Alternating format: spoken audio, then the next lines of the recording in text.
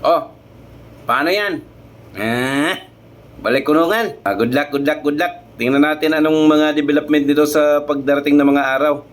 Panoorin nyo. Alam mo ba kung anong desisyon ng Court of Appeals? Ano yung attorney? Ang desisyon ng Court of Appeals, batay dito sa natanggap ko, ay pinawalang bisa ang pag-aabsuelto ni De Lima sa kaso niya. Sapagkat sa ngayon sa hukuman, hindi nasunod yung rules on evidence. Yung sa testimony, yung recanted testimony na sinasabi ko, hindi inaprobahan nila na kaya itong mga nagsinamaling dahil mga tinakot. Hindi nasunod, madaling sabi. Kaya sabi ng Court of Appeals, null and void ang acquittal. Ibalik sa hukuman at ituloy ang pagbibista. Patunayan nila. O yun.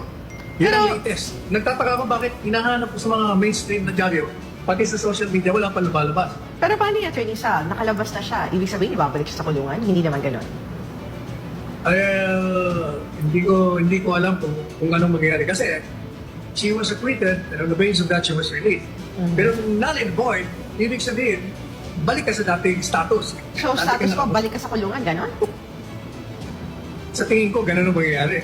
Kung null and void yung absuelto mo kung ang naging batayan ng release mo, dahil absuelto ka paano? Di dapat ibabalik ka. Kaya kung ibabalik ka sa kulungan, paano ka makakasama doon sa impeachment prosecution team?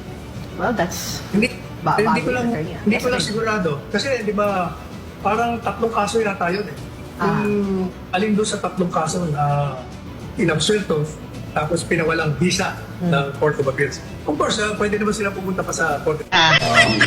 Kaigit na.